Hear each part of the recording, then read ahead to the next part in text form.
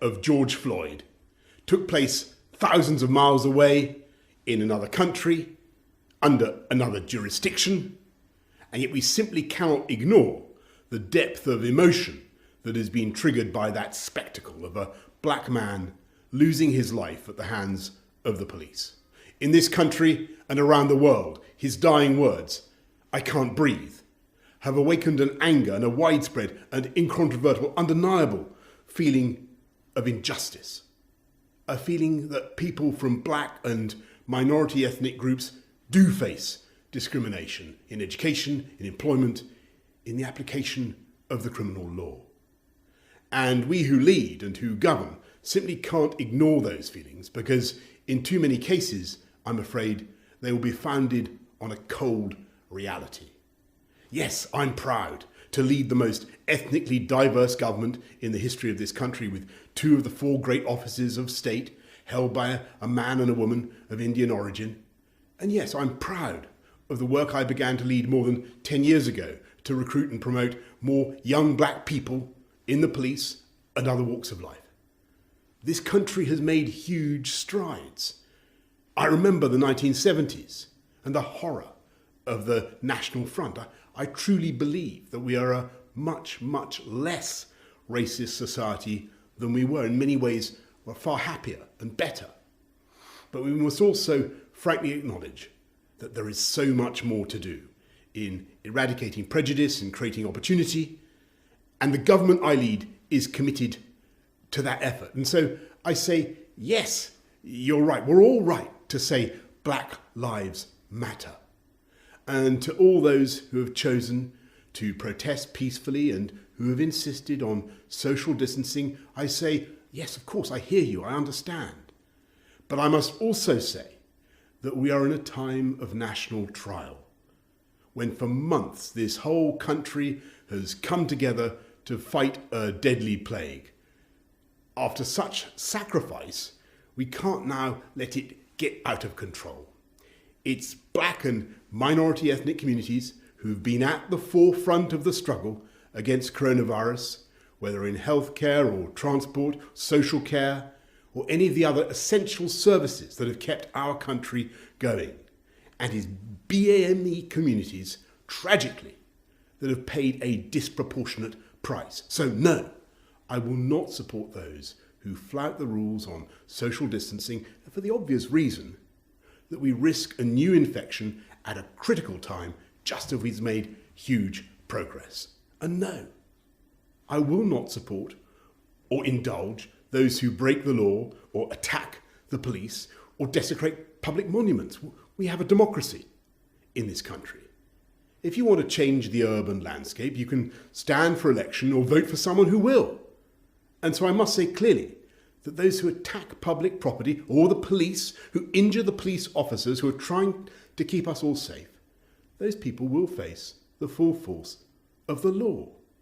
Not just because of the hurt and damage they're causing, but because of the damage they're doing to the cause they claim to represent. They're hijacking a peaceful protest and undermining it in the eyes of many who might otherwise be sympathetic. And as a society, we can and must do better. This month, on the 22nd of June, we celebrate the arrival of the Empire Windrush in 1948.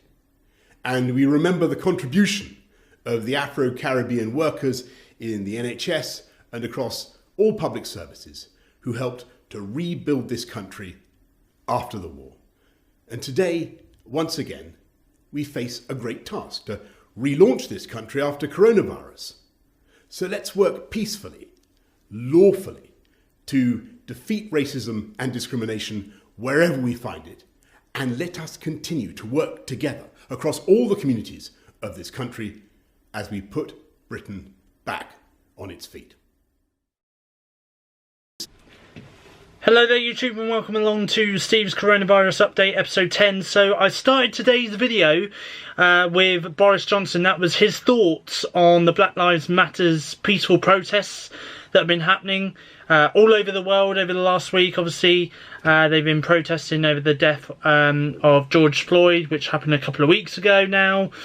So there we go. Can I just point out something though about that video?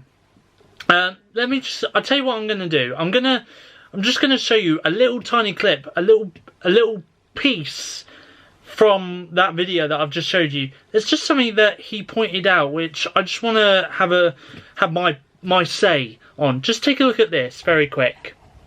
And no, I will not support or indulge those who break the law. I will not indulge or support anyone who breaks the law, who breaks the rules, is what Boris just said there, as you just heard. Now, let's rewind a couple of weeks, shall we, to when Dominic Cummings broke the lockdown rules way back in April. He did a 260-mile journey to Durham to go and see his family, pretty much, for Easter, you know. But hold on a sec, Boris. Hold on a sec. You supported him, you know, when he broke the rules. So why is it, in this new statement that you made, that anyone who breaks the law, you will not support? But yet, Dominic Cummings broke the law. You know, he broke the law, Boris.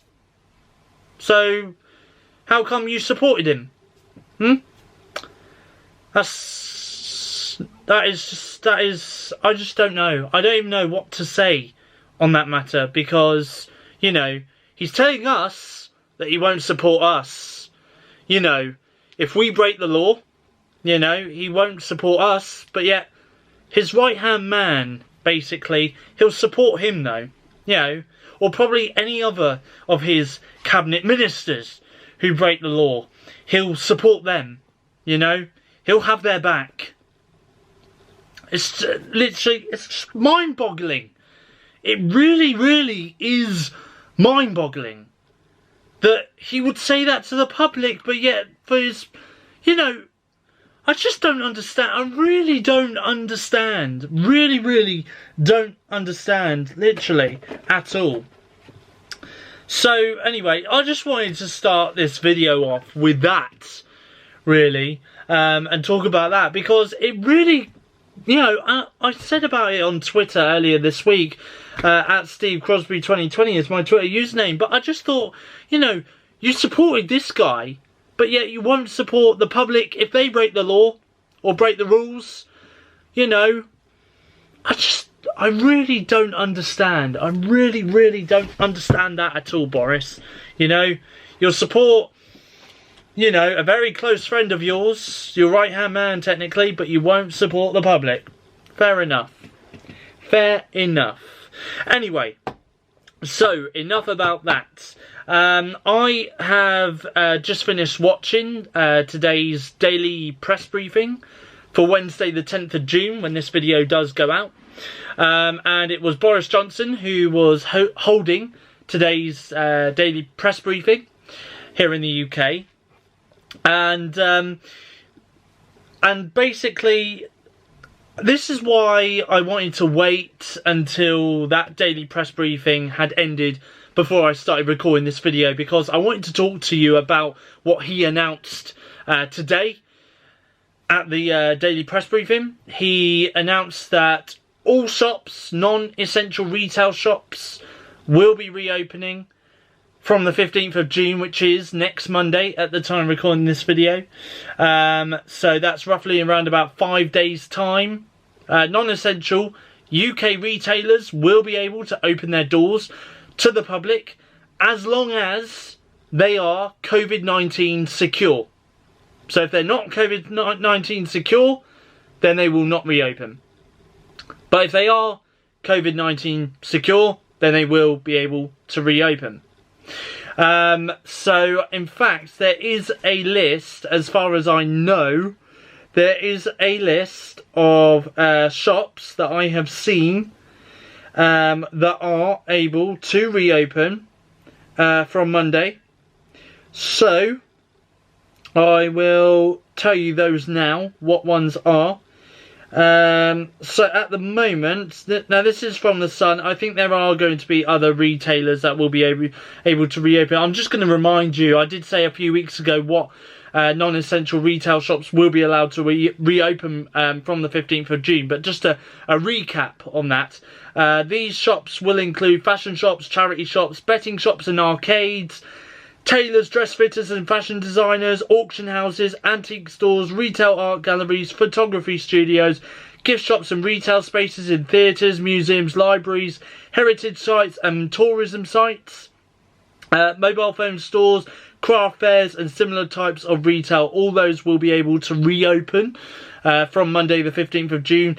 These are the retailers that have confirmed they will be reopening their stores from mid-June here in the UK. So you've got Argos, Bernardo's, Burton, Curry's PC World, Debenhams, EEBT, Game, Greggs, H&M, Harrods, JD Sports, John Lewis, Kurt Keeger, Ladbrokes and Coral, Lush, M&S, which is Marks and Spencer's, Mary Curie, Miss Selfridge, Next, O2, Oliver Bonus, Oxfam, Primark, Smith's Toy Superstore, Sports Direct, Topman, Topshop, Vodafone and Zara. Those are the UK confirmed UK retail stores, non-essential retail stores that will be able to open from Monday. Just going to go very quickly and talk about some of those non-essential retail stores. Now, Game. I want to talk about Game. For all you gamers out there who are looking into trading in games or potential gaming consoles from Monday the 15th of June. Now, what Game are doing is they are taking in trade-ins. So you are able to trade in video games and gaming consoles from Monday when their stores reopen. But what they will be doing is they will be disinfecting down, I believe, or cleaning down the boxes for your gaming consoles and for your gaming, for your games as well that you trade in. They will be cleaning the boxes. And I believe they're also going to be cleaning down the discs as well, because obviously you've handled the gaming discs for the gaming console. So they will be cleaning those down. And what they will be doing is they will be putting them into a 72-hour quarantine. So, yeah, so basically what they will do is they will take your gaming consoles and your games and they will keep them behind in the warehouse, in the stockroom for 72 hours to allow them to quarantine your games and your gaming consoles before they go out on the shop shelves to be resold to other customers, which is a good thing, because that means then if you are a customer you will be able to pick up the game or gaming console safely, knowing that it has been cleaned by a member of staff and it's also been in quarantine for 3 days, which is good news. I want to also add that with Game you will not be allowed to browse products. If there is a specific product that you would like, then you will have to ask a member of staff to pick it up for you. So you will not be so the public will not be allowed to browse or touch products. If there is a certain product you are going to inquire about in Game here in the UK, you will need to ask a member of staff to have a look at the product and to inquire further about the product. So there we go. So there is that. I also want to add Cash and Exchange, or CEX as it's known in the UK will also be opening their doors in England from the 15th of June. They will be reopening their stores in Northern Ireland and Scotland at a later date. But the 15th of June, they will be reopening their stores in England.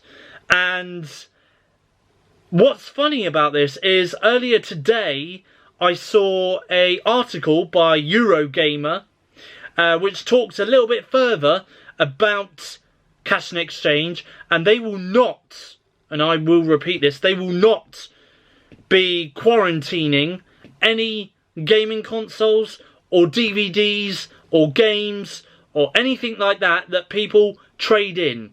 So they will not be quarantining like game. They will not, you know, where they've got a quarantine system in place. Cash and Exchange, however, will not be doing this. Instead, you will be trading in your games, game consoles, DVDs, etc. And it will go straight out onto the shop shelf without being quarantined, without being cleaned down, you know, wiped down with some cleaning cloths. And it won't be quarantined for 3 days neither. And also as well, the public are allowed to browse their products. They are allowed to touch and browse the products in their store, whether it's DVDs, games, etc, etc. Obviously, in a Cash and Exchange store, you still have to ask to have a look at mobile phones and have a look at gaming consoles as well, because obviously that's kind of kept behind glass. But DVDs, games, etc, you will be able to touch as you freely want to, which, to be honest, I don't agree that you should be doing. But there we go.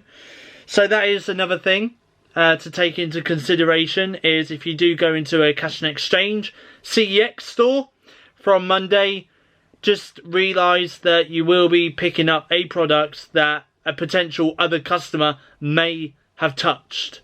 So there we go. So there is that as well.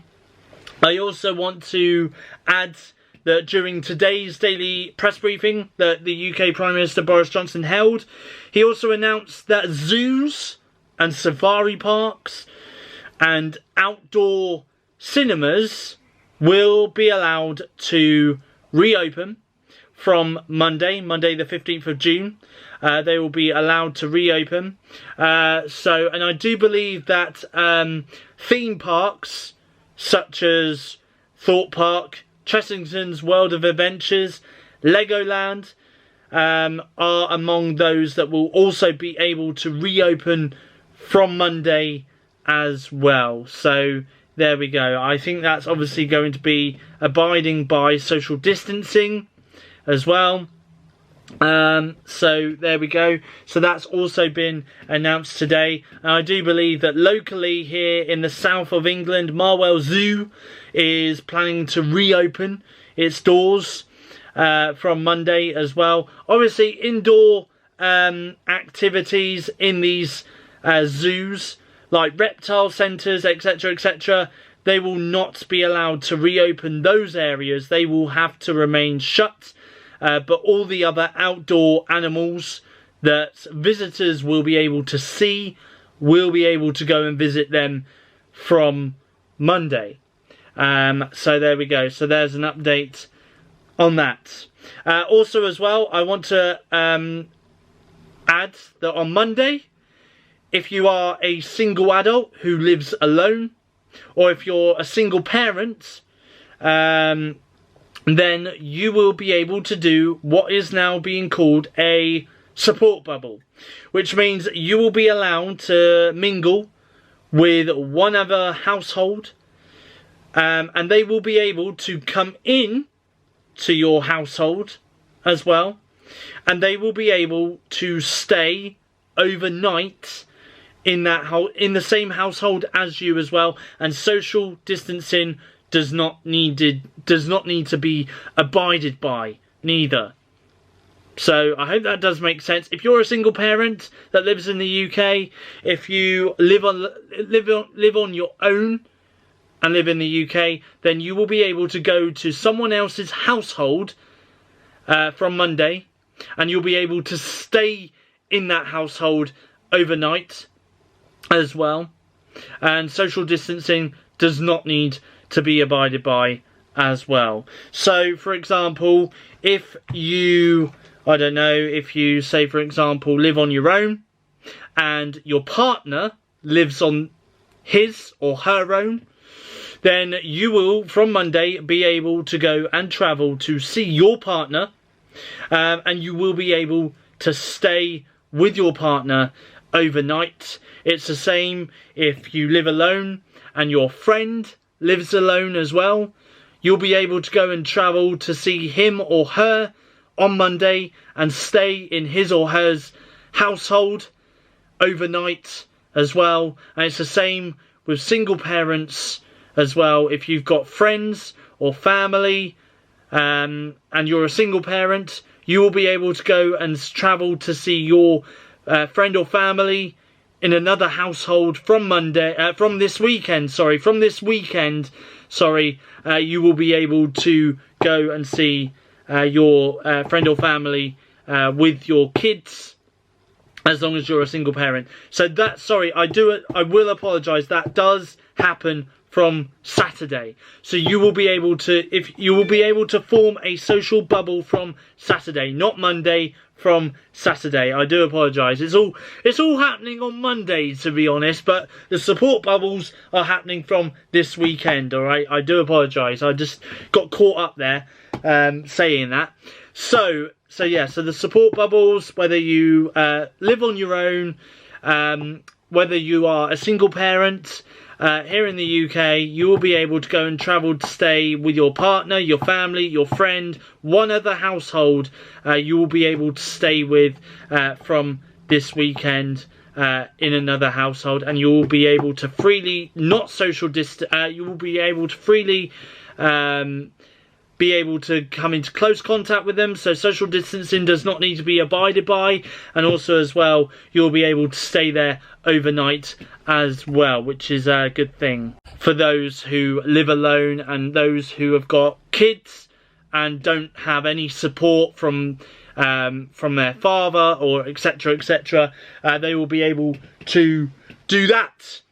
So there we go. So that's happening from this weekend, from Saturday the 13th of June. That's available to take place. Churches, I want to add on churches because that's another place.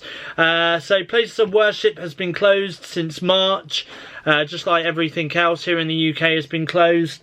So obviously churches will be able to reopen from Monday the 15th of June, and obviously they will only be allowed to open to do private prayers. So places of worship like churches will be able to reopen on Monday as long as they do private prayers only. They won't be able to do Sunday services. I don't believe. It will only be a place of worship where you'll be able to go and pray in private. So there we go. So there is that as well. So I have covered all that. I also want to cover schools because there was originally a plan to get all primary school students to return back to school from round about the end of June, really, essentially the end of June, because obviously they kind of wanted primary school students to return back to school 4 weeks before the 6-week summer break happens in mid-June. Well, that plan has now been scrapped completely, and now the Prime Minister Boris Johnson is saying that schools ideally, he would like schools to ideally come back, go back to school, all pupils to go back to school from September, but that's at the earliest. So that doesn't mean to say that all schools will be going back from September. That does mean that they could go back even later than September. So we could be talking October or potentially, worst case scenario, November time. So I'm hoping and praying for school's sake, for parents out there's sake, that kids do go back in September at the earliest. you know, and it's not the worst case scenario where they will be going back in October or November time, because then that does mean that, okay, there are parents out there who have homeschooled their kids during lockdown, and there are some parents out there who probably might not have, but, you know, there might have been some schoolwork content for their kids to do, for them to keep educated during lockdown, etc, etc, and obviously they may have been able to do that schoolwork as well, but obviously not all parents, not all kids will have the accessibility, I guess you could say, of a laptop, of schoolwork, etc, etc, for them to do, which means that they may have missed out on quite a few months now of school here in the UK. Obviously some pupils, some primary school pupils, or should I say, yeah, I would say primary school students have gone back. Obviously year ones, reception years, and even year 6 students have gone back now, and obviously there was a plan for all primary school students to return, hopefully between, well, at least 4 weeks prior to the school summer holidays, but now that plan has been completely scrapped, completely. And yeah, like I say, so schools won't be going back much before September, unfortunately, but there is going to be a programme set up, which obviously won't be revealed until next week, for an education catch-up. So obviously I will update you guys on that education catch-up programme from next week when it does get announced. Obviously I'll let you guys know more about that in next week's coronavirus update on my YouTube channel, but there we go. So there is that is going to be happening, but yeah, the reason being why, because there is a reason why all primary school students aren't going back. The reason being is because of the fact that the rate of infection isn't coming down. You know, the pandemic is still going on. But the funny thing is, though, and this is what I don't understand, is non-essential retail shops are reopening from Monday. You know, churches in England are reopening from Monday to do private prayers. Zoos and safari parks are reopening from Monday. Outdoor driving cinemas are reopening from Monday. You know, why is that? I don't understand. Why is that a priority? But yeah, because surely education is more of a priority than, I don't know, the zoos, than safari parks, than driving cinema, outdoor cinemas. You know, that has got to be a priority. So you're saying, Boris Johnson is technically saying that, you know, that zoos and safari parks and all that prioritises other than education. I don't understand why. You know, if this was me, I wouldn't be reopening non-essential retail stores. I wouldn't be reopening safari parks or zoos, or okay, maybe churches I would reopen at this stage, because it is very important that those who have religious beliefs do go to the place of worship, to go and worship their religious beliefs, of course. But I don't think that right now that non-essential retail stores, that safari parks, that zoos, that outdoor drive-in cinemas could reopen, given that education isn't fully reopened yet. You know, I would have waited until education is back up and running before I would have got the economy back up and running, to be honest with you. You know, that's just my thoughts on this, really. You know, I know that the economy is struggling, but the education is in an absolute shambles. And it's going to continue to be in an absolute shambles for the coming weeks and months to come. You know, like I say, the worst case scenario, schools will not fully reopen until October, November time.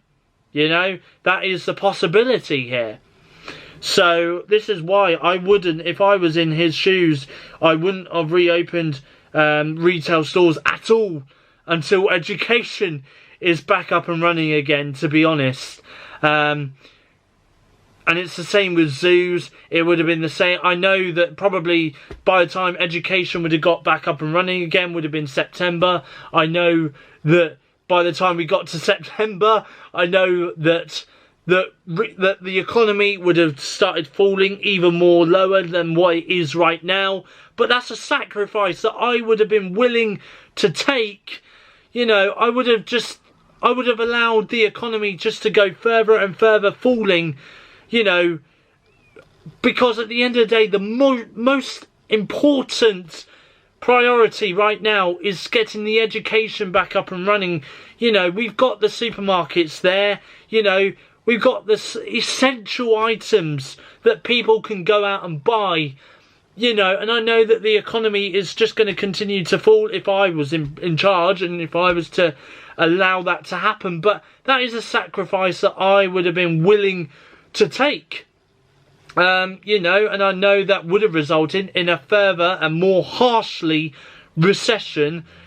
I mean, eventually we are going to come out of this and we are going to be in some form of recession. There is no doubt about that.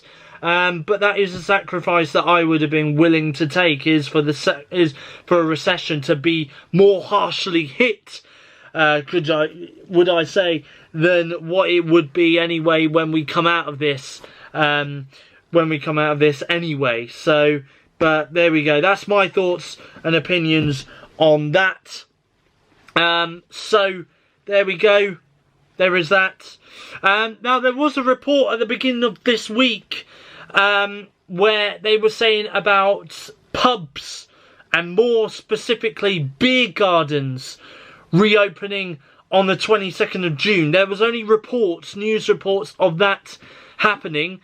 Well, I'm going to confirm that, and Boris Johnson has even confirmed this himself, as well as all the other members of the government have also confirmed this week, that pubs, bars, restaurants, and all those other hospitality sectors are still remaining in place to reopen no later than July 4th. Obviously, that is the earliest date that they can give, is July 4th, which is Independence Day. And what a day, can I just say, for pubs and restaurants to reopen is Independence Day. As much as we don't celebrate it here in the UK, and as much as it's more celebrated over in the US, but it's still a day to celebrate with a pint, I guess, and for pubs and restaurants to reopen on that day, if possible. But like I say, July 4th is only a day when, you know, at its earliest, when pubs and bars and restaurants and cinemas, etc., will be allowed to reopen. It's the same with hairdressers, and it's the same with gyms as well across the UK. They will not be able to reopen those areas until July 4th at the earliest, as long as they are COVID secure, of course. So that's again another thing that might potentially reopen on July 4th is, of course, pubs, bars, restaurants, cinemas, gyms, and hairdressers as well. So there we go. There is that. Now, I do want to talk about face coverings very quick, because again, that's another thing that I wanted to talk about, was face coverings, because it was announced this week that from Monday, when a lot of these changes will be put in place, in terms of non-essential retail stores, etc., reopening, face coverings is going to be a must if you are travelling on public transport, whether that's on buses or whether that's on trains in the UK.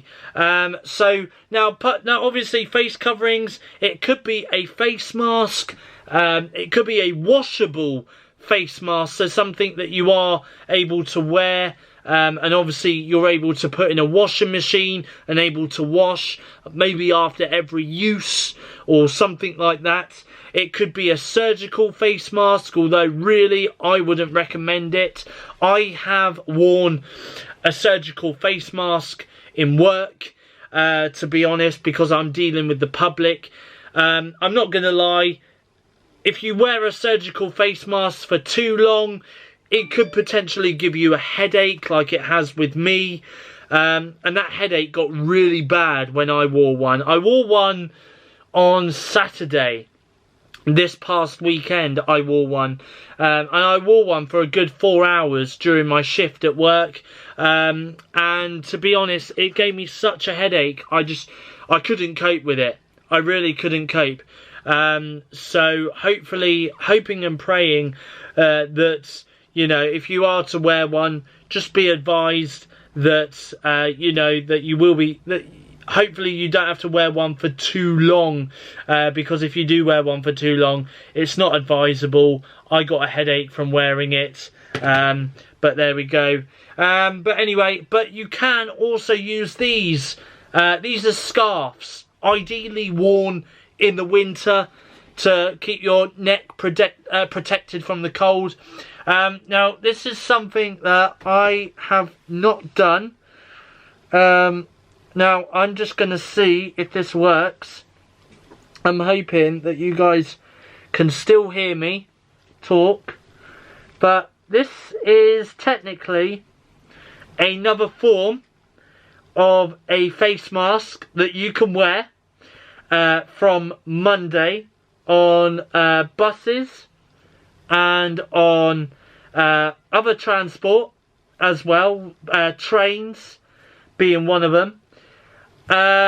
So this isn't just for public transport, can I just add. This is also for hospitals as well. So when you go into hospital from Monday, although this is something that's already in place, I do believe, then you will be advised to wear some form of face mask, whether it's a scarf, whether it's a whether it's a scarf, a face mask in terms of a surgical face mask, or whether it's a washable face mask, you will be advised to wear one of those from Monday. I'm just trying to see, honestly, because this keeps falling off me, but I'm hoping and praying that, you know, it just feels a bit loose, but maybe I'm not putting it on properly. So good job, you know, good job I'm not showing you how to do a face mask in terms of a scarf, because honestly I don't think it works. But you know, it is some form of face covering that you can do. I don't think it would be advisable if you are wearing a hoodie that you literally put your hoodie up like this, because you're going to look very silly if you're sitting on a bus for a good half hour and you're using your hoodie as some sort of face mask. Don't think you're going to really get away with using this bit of your hoodie as a face mask, because I don't think that's quite rightly going to work, because like I say, you're just going to look absolutely ridiculous if you're sat here on a bus for a good half hour or so, you know, or a train for that matter, looking like this. So there is that. But yeah, so from Monday, when you go to hospital, whether it's hospital visits, whether it's a hospital appointment or whatever, then you will be advised to wear a face mask of some sort, whether it's a scarf, a surgical mask, or a washable, non-disposable face mask as well. You will be able to use one of those as well. So there we go. So that's a little bit of an update from that. I have this week tried to get into the routine of wearing a face mask when coming home from work. I wore one on Saturday, sorry. I wore one on Saturday. Sunday, I failed. I forgot. Yesterday, I wore one. I remembered. Today, I forgot to get a fresh face mask to wear from work, on my way home from work. But I had the one that I wore yesterday in my coat pocket, which, by the way, is not advisable. Do not wear a surgical face mask more than once. I will advise that. But it was the only face mask I really could find, you know. So I thought it would be best for me to wear the same face mask as I wore yesterday. Like I say, not advisable, because they are only single-use face masks, the surgical ones. So, you know, so try and get a fresh surgical face mask if you can. Alternatively, there are washable ones, which I may have to go out and buy. To be honest, I may have to go out and buy. Maybe there's some on Amazon, I don't know.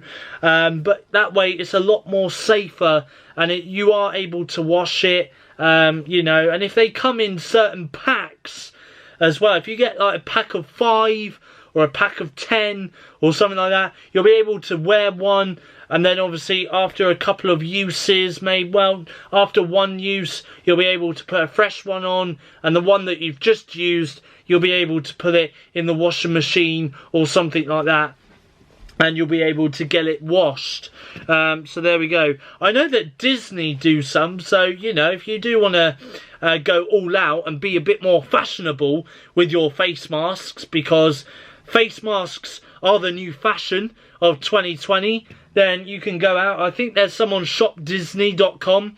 If you go on shopdisney.com, they've got Disney face masks on there, so you can go out looking like Mickey Mouse or Stitch from Lilo and Stitch, or you could look like Winnie the Pooh from Winnie the Pooh, of course, as well. So there's those options as well. There we go. But yeah, so that is a little update on face masks. Now, there is one more thing that I want to update you guys on this week.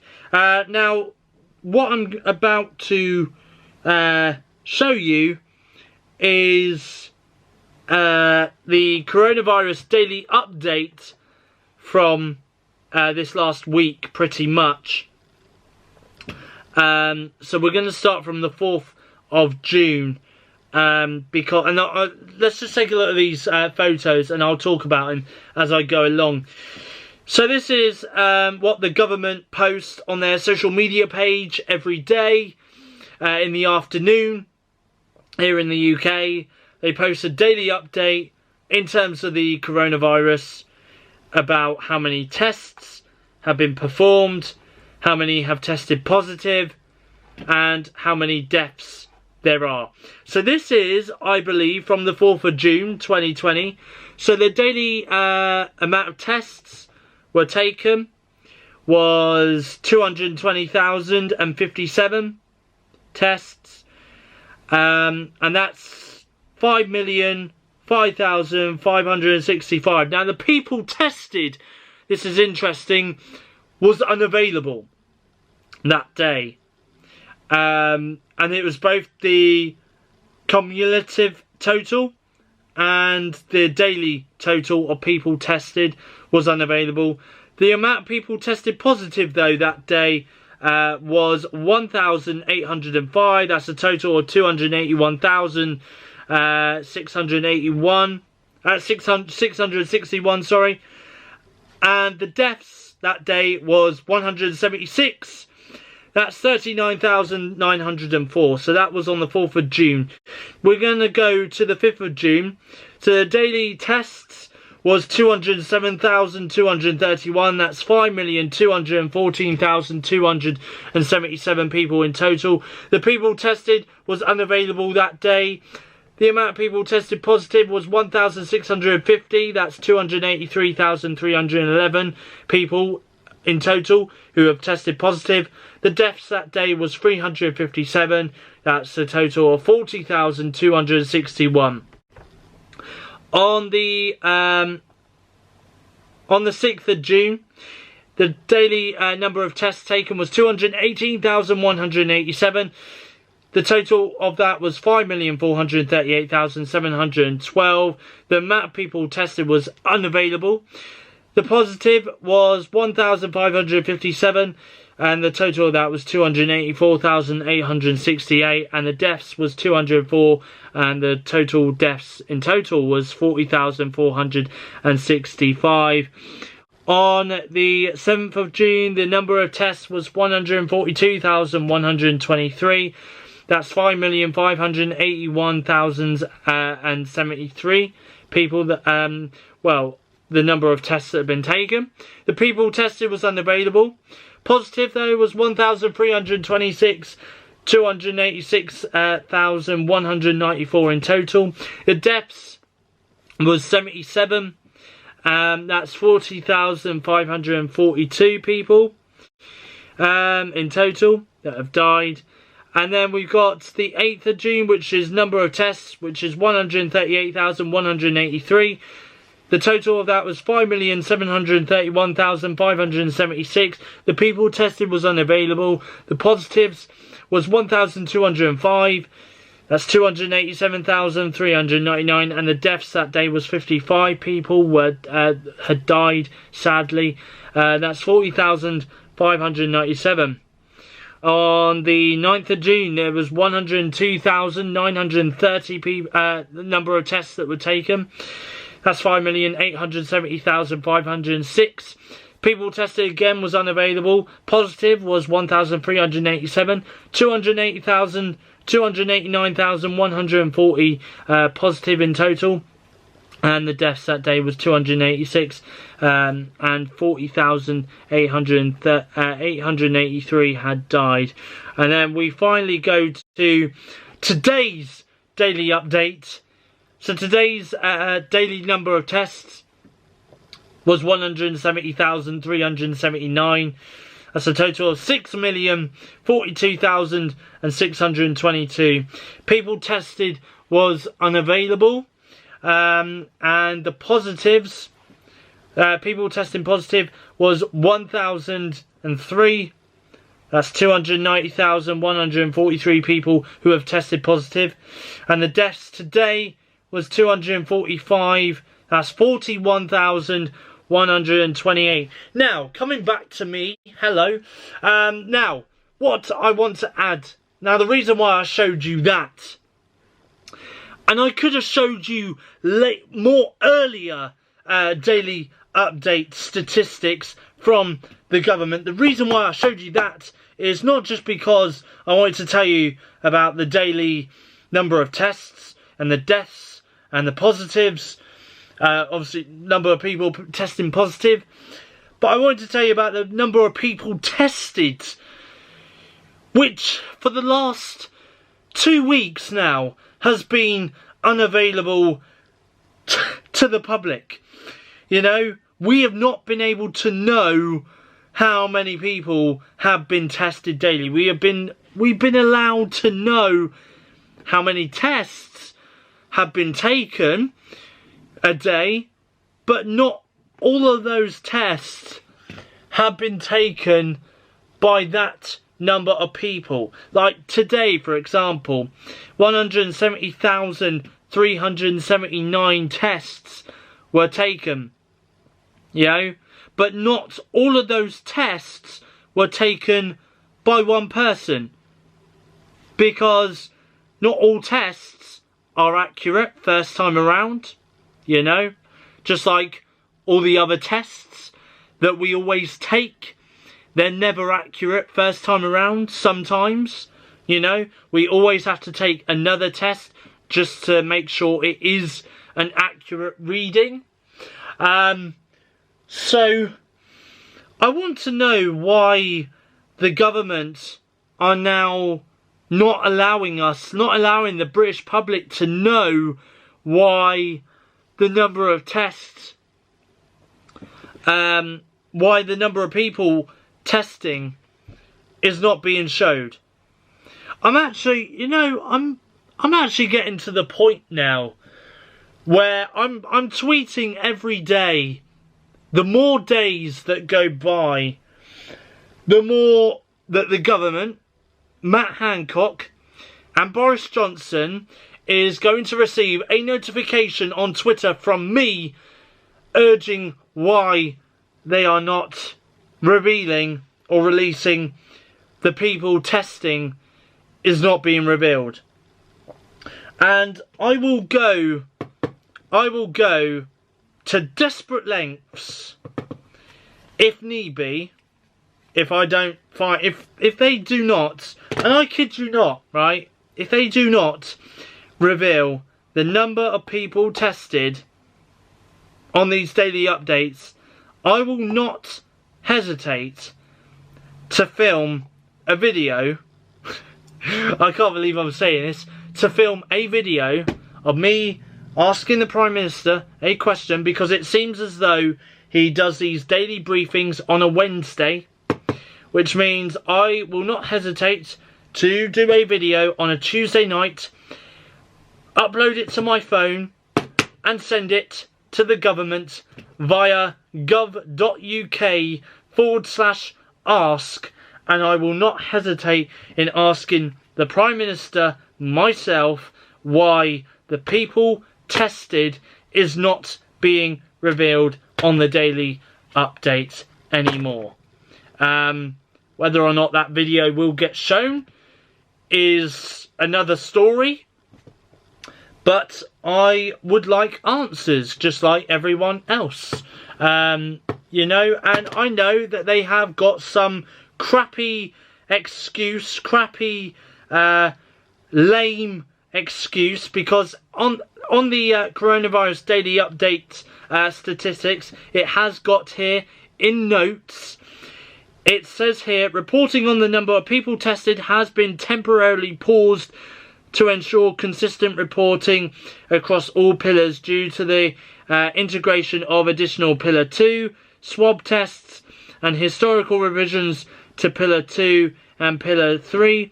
The daily total for tests is 1,737 lower than the difference between today's and yesterday's cumulative totals. So that to me is a crappy, lame excuse as to, in other words, say, yeah, we know the people testing daily, but we're not going to give that result out.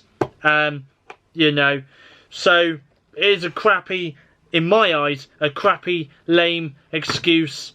And I do think that, you know, it does need to be, I don't know, it just needs to be addressed.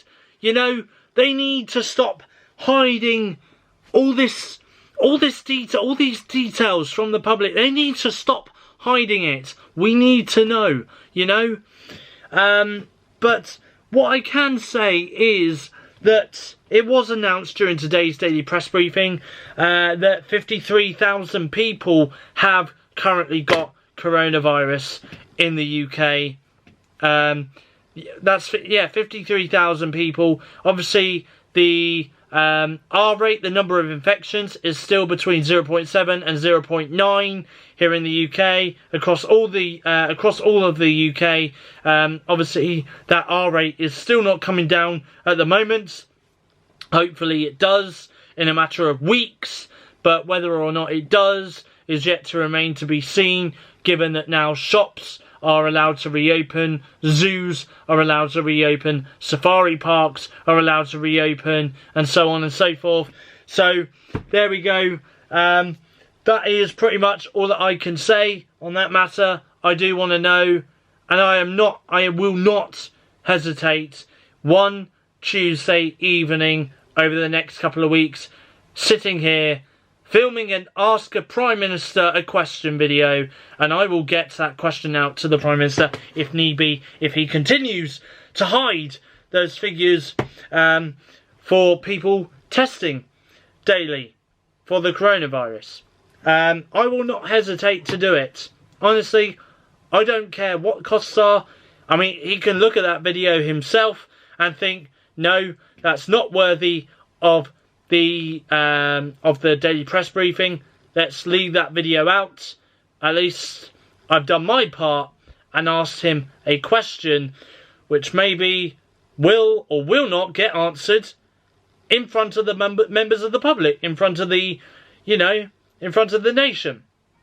So, there we go. Anyway, now, I feel as though I have gone on way too long during today's coronavirus update for this episode. So, thank you for watching. I hope you did enjoy this video.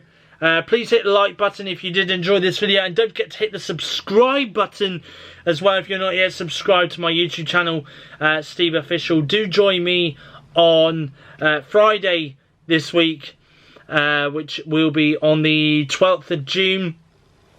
Coming up this week, I will be talking about the Xbox 2020 event that took place in May last month. I will be talking about that, and I will be revealing some of the gameplay trailers, and I will be talking more about those games as well on my YouTube video, Xbox 2020 episode 1. That's happening on Friday this week, so please stay tuned for that. And I just very quickly, briefly want to talk about my coronavirus updates, because obviously, as you know, these videos are being uploaded to my YouTube channel every week on a Wednesday, midweek. These videos get uploaded. I do want to confirm that these videos at the moment are going to be going up every Wednesday between now and the end of July, is what I can say. Whether or not going forward from August into September, whether or not the coronavirus update videos will still be happening after July is yet to remain to be seen. But so far I have only signed up to do the coronavirus updates on my YouTube channel, SteveOfficial, between now and the end of July. I will not hesitate to continue doing the coronavirus updates weekly on my YouTube channel, SteveOfficial, going forward. So going into August and even September, if I need to, if there are more news stories going on about the coronavirus, if there is more updates on the coronavirus that I can give to you guys, then of course I will give it to you as much as I possibly can. And obviously I will continue to do the coronavirus updates on my YouTube channel, SteveOfficial, every Wednesday if need be.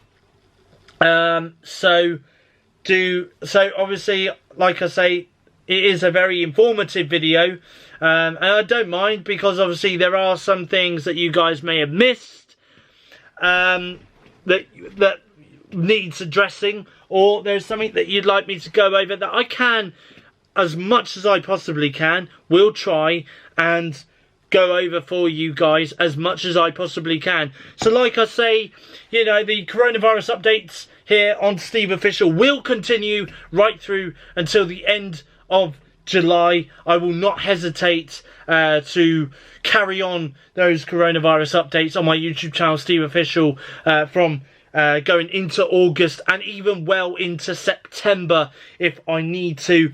I will update you guys on my coronavirus update videos, probably going into towards the end of July, and whether or not I will be continuing to do these videos or not straight after July or not, I will let you guys know in mid-July, I would say, on that matter. Actually, there is another thing that I would like to add. Obviously, earlier I watched the coronavirus update with Boris Johnson, and as soon as he announced that he announced that obviously people who are in a relationship that don't live together and live on their own are allowed to go and see each other, are allowed to stay overnight, pretty much.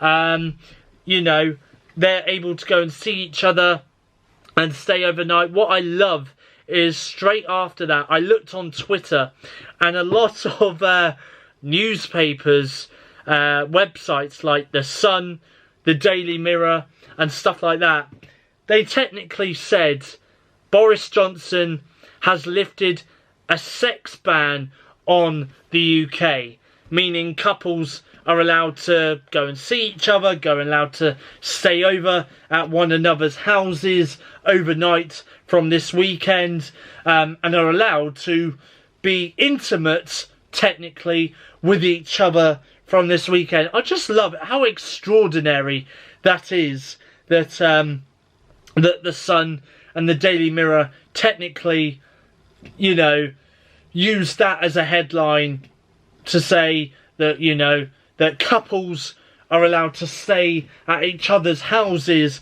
from this weekend overnight, and technically are allowed to be as intimate as they possibly want to be.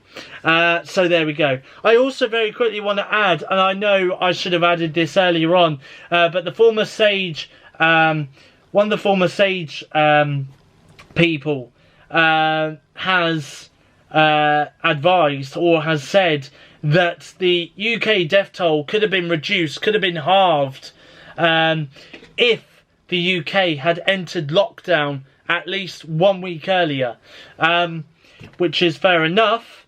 You know, I guess, and to be honest with you, this is the thing, is Beth Rigby from Sky asked the Prime Minister today during the daily conference, you know, whether or not he regrets his decision to put the UK on lockdown later than what he could have done, and he technically declined to answer that question, like he tends to do with the rest of the journalists. You know, he declined to answer that question pretty much. You know, and it's the same with Laura Koonsberg from the BBC as well. She kind of asked the same question, and kind of said to the Prime Minister, does he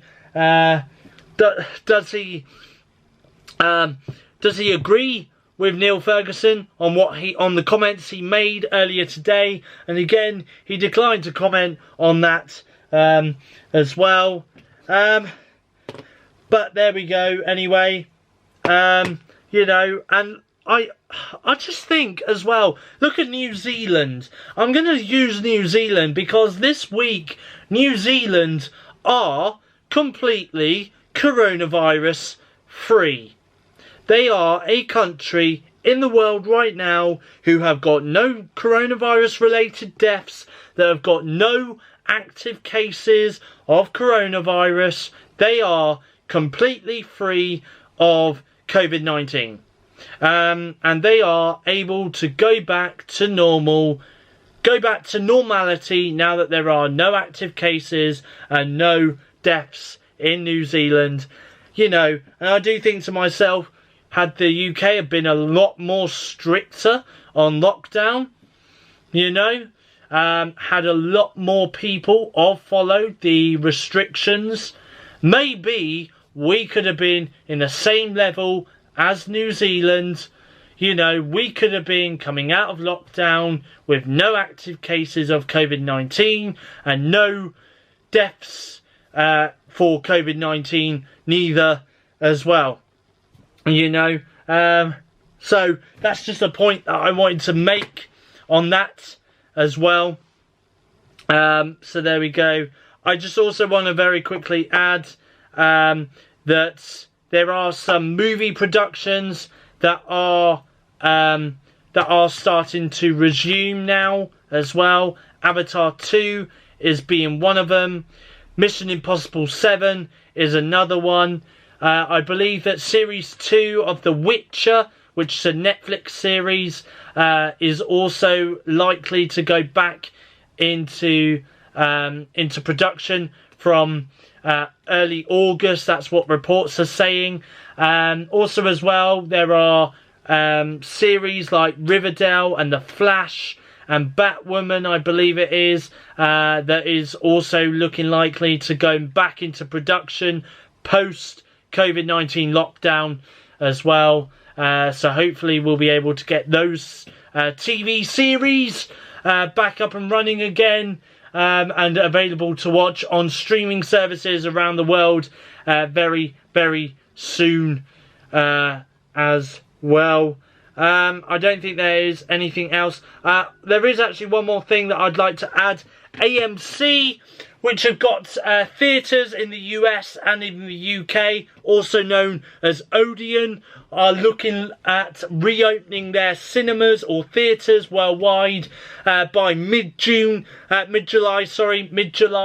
just in time for the movie Tenet, which is believed to be opening in cinemas on July 17th. And obviously Disney's Mulan live action movie is set to follow Tenet's release, given that they'll be opening in cinemas at a later date now of July 24th, given that they were due to release in cinemas way back in March earlier this year at the beginning of the pandemic. Obviously Disney pushed that movie back to July, so Cineworld is also looking at reopening. I think I mentioned that last week. Cineworld is looking to reopen its doors hopefully in July as well, at the beginning of July. So there we go. So cinemas are looking at reopening in July, which is good news. I'm just hoping and praying that the New Mutants will be coming out in August, because that's one of the films that I'd like to go and see, and it's been delayed so many times since 2018. I'm hoping and praying that August 28th is its final release date schedule. Obviously I know that COVID-19 couldn't help its release date being pushed back to August, but it was so close to being released in cinemas, but it had to be pushed back due to COVID-19. There are 3 other movies that I'm really excited to go and seeing, and that is Candyman. That's one of the films that I'm excited to go and seeing, and Halloween Kills as well is another film I'm really excited to go and see. Candyman is said to reopen, is said to open in cinemas in September. Obviously, it was due to be released this month, but it's now being pushed back to September. I believe end of September is when it's going to reopen in cinemas. And then Halloween Kills, obviously, is said to release in October. Obviously, that date hasn't changed at all. I'm hoping and praying that will remain in place. I think apart from that, that's the only films that I am actually looking forward to seeing. I don't think there is one other film that I'm looking forward to seeing in the cinemas this year. But there we go. Apart from that, that is it. So that's everything that I've got to cover. And I do apologise that this coronavirus update has gone on for way too much longer than what I was anticipating. So don't forget to like and subscribe. Thank you for watching. Like I say, my next YouTube video is coming out on Friday. It will be Xbox 2020. I'm not going to sign off today. No, what I'm going to do is I'm going to show you a video now from a press briefing that Matt Hancock did earlier this week from the UK Daily Press Briefing in Downing Street. Now, this video has been edited. Can I just say that I do not own the rights to this? Obviously, I don't have any rights to this at all, I will admit. But this is a video that I saw earlier this week on Twitter. I thought I'd share it with you. It's Matt Hancock signing off on the Daily Press Briefing. I thought, you know what? This would be a good sign off for this week's Coronavirus Update, Episode 10. So from me, it's goodbye. Thanks for watching. And now, let's hand over to Matt Hancock for his sign-off at the Daily Press Briefing. Thanks very much. Well, that ends today's Daily Downing Street conference. Thanks very much to David Pearson.